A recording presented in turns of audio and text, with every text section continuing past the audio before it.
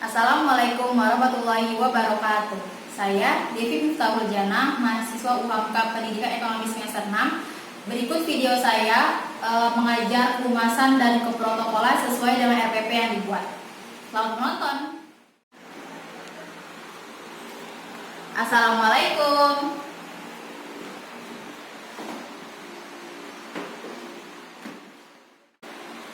Selamat pagi anak-anak. Alhamdulillah hari ini adalah hari pertama kalian kembali lagi ke sekolah setelah kalian libur selama 2 minggu. Gimana? Rapotnya sudah dilihat? Apakah masih ada di bawah KKM? Ada yang deket-deket dengan KKM? Ibu harap di kelas 11 ini kalian bisa memperbaikinya. Kenapa? Karena kelas 11 ini akan dipersiapkan untuk ujian kompetensi nanti di kelas 12. Ibu kepala sekolah sudah menyampaikan kepada ibu bahwa ujian kenaikan atau ujian kompetensi yang ada di kelas 12 akan dimajukan setelah kalian mengerjakan UAS di semester 2. Jadi ibu harap di kelas 11 ini kalian belajar lebih giat lagi, ditingkatkan kembali, dan bercanda-bercandanya dikurangi.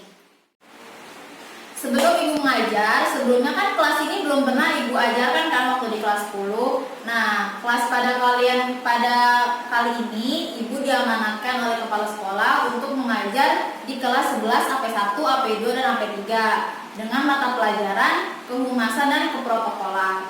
Nah, ibu harap kalian bisa kerjasama dengan ibu agar suasana pembelajaran kita nyaman, bisa menarik perhatian kalian supaya lebih mendengarkan ibu daripada mengobrol kepada teman-teman samping kalian. Nah, begitu aja dari ibu. Sebelum kita memulai pelajaran hari ini, ibu akan absen terlebih dahulu ya. Hari ini siapa yang tidak masuk? Sebentar.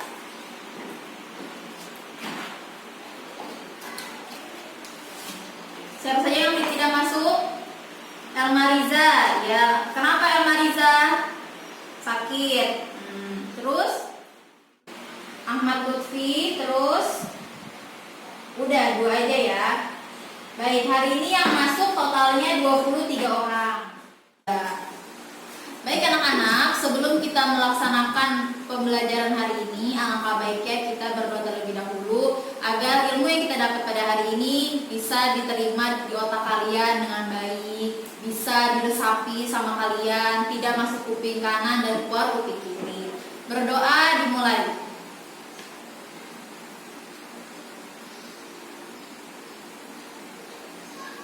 Berdoa selesai. Ya, hari ini kita mata pelajaran kehumasan dan keprotokolan. Sebelumnya, semalam ibu sudah menyampaikan materi kepada salah satu perwakilan dari kelas kalian. Siapa semalam yang ibu WA ya? Ibu sudah mengirimkan PowerPoint tentang materi ini. Hari ini kita akan belajar tentang kehumasan ya materinya. Siapa yang sudah baca? Apa ada yang belum baca? Keterlaluan ya, padahal ibu sudah mempersiapkannya. Ya, baik, hari ini kita akan belajar tentang kehumasan. Apa sih itu humas?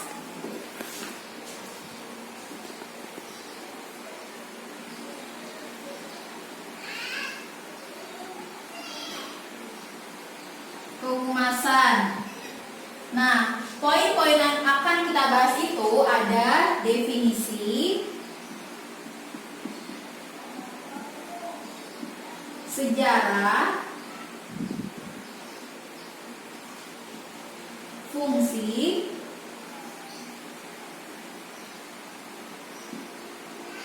ada aspek, dan yang terakhir proses.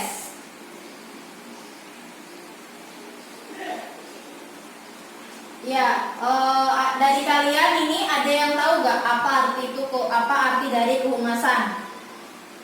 Ya, kehumasan, humas, hubungan masyarakat, tapi itu bukan artinya ya, itu adalah singkatannya.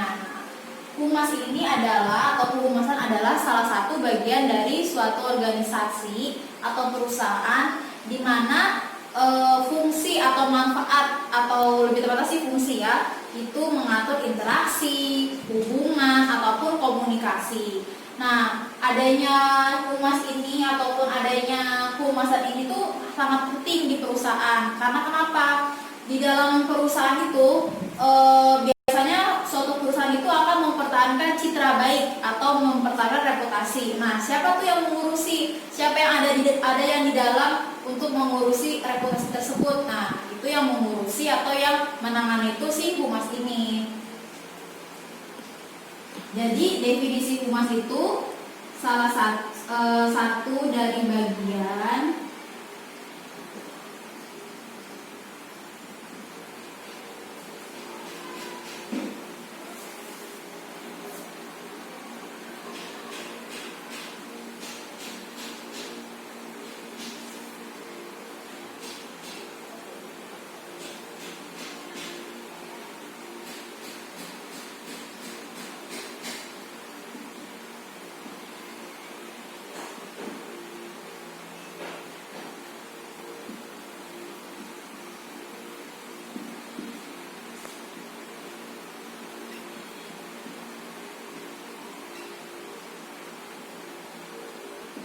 ya, jadi ini ya definisinya. Satu dari bagian organisasi yang mengatur interaksi, komunikasi, dan kerjasama.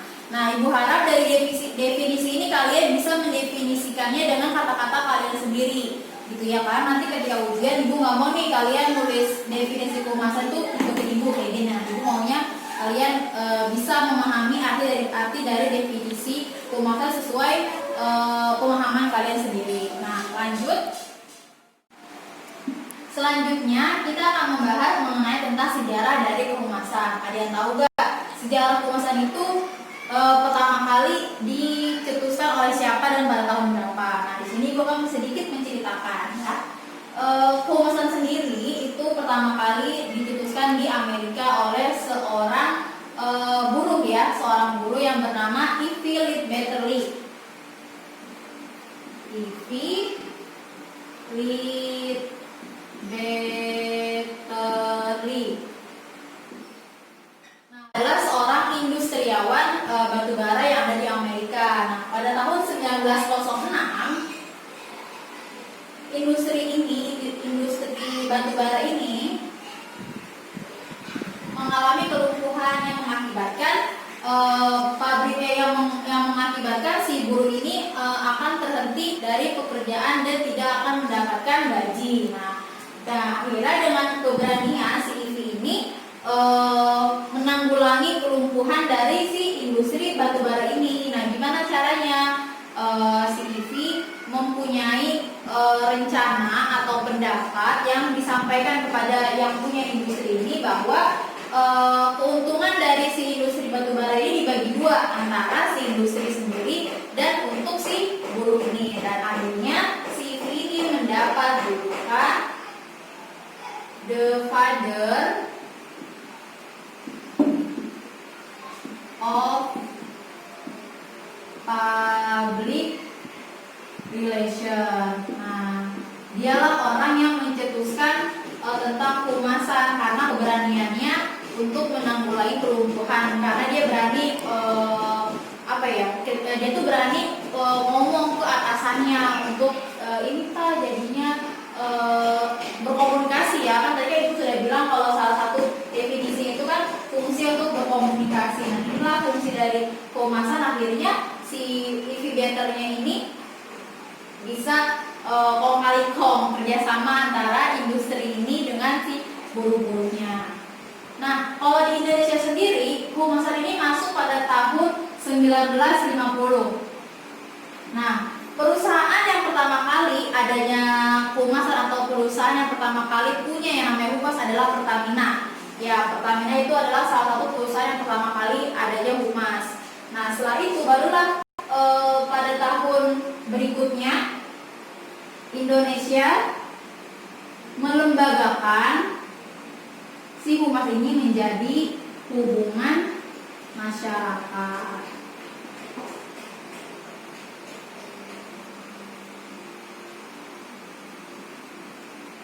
Nah, jadi itu singkat sejarahnya dari si kehumasan. Nah, lanjut kita akan membahas mengenai tentang fungsi dari kehumasan. Seperti yang tadi Ibu sudah jelaskan di awal, fungsi dari kehumasan itu intinya interaksi, komunikasi, dan kerjasama. Ini maksudnya interaksi ini interaksi hubungan ya, hubungan antara perusahaan dengan karyawan, perusahaan dengan klien, atau klien dengan si humasnya sendiri. Fungsi lainnya dari kehumasan ini ialah memberikan pemahaman kepada publik. Maksudnya apa? Contoh, kalian tahu gak apartemen yang ada di Tanjung Barat yang baru?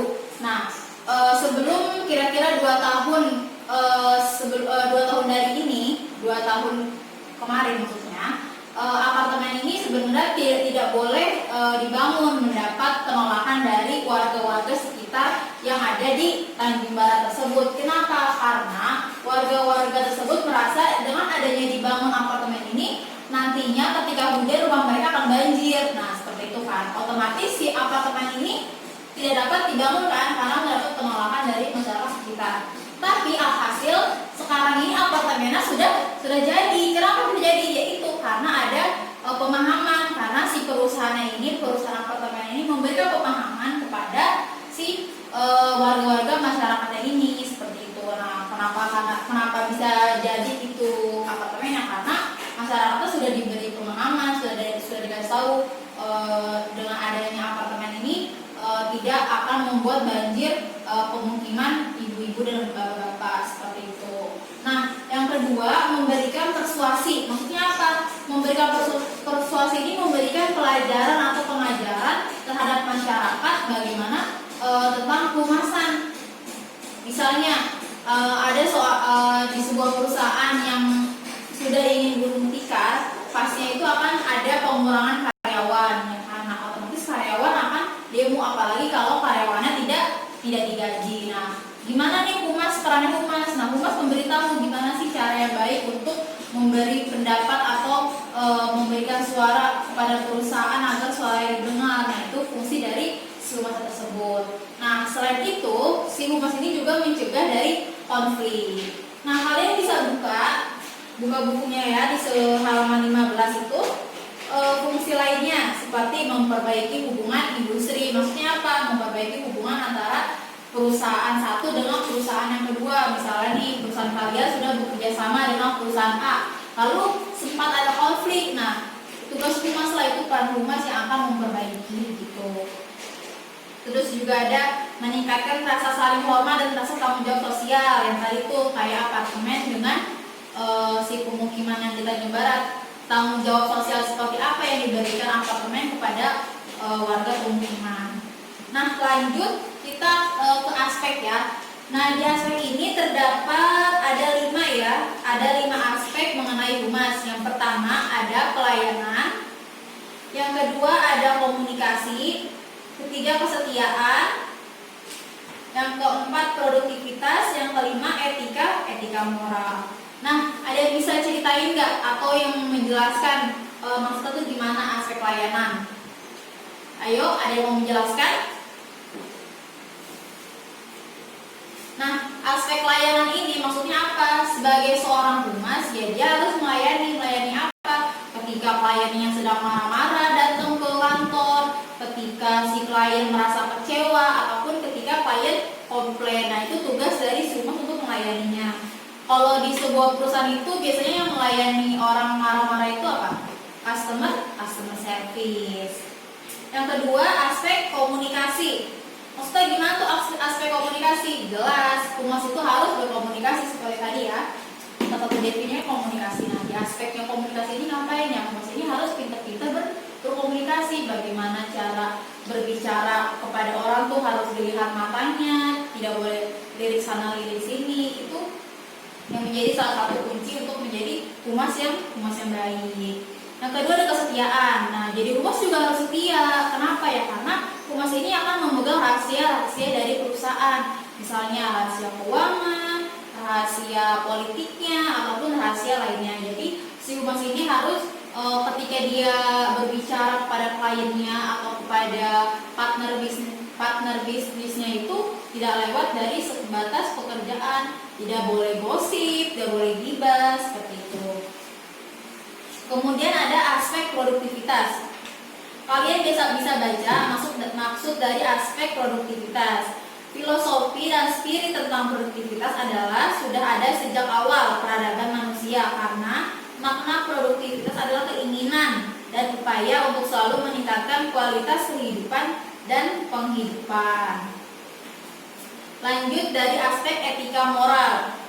Nah, seorang PR atau seorang humas itu juga punya kode etik. Apa kode etiknya? Salah satunya tadi ya kesetiaan, tidak membocorkan kerahasiaan, tidak menjelekkan citra atau nama baik dari perusahaan itu, gitu. Ibu harap kalian sudah baca ya materi dari Ibu, jadi kalian nggak perlu harus mencatat kayak gitu kan. Nah, yang terakhir ini adalah proses humas. Di proses humas ini kan ada 5 ya, 5 atau 4? Ada 5 kan? Ada research, penelitian, ada planning, ada perencanaan, action, dan evaluasi. Nah, Ibu minta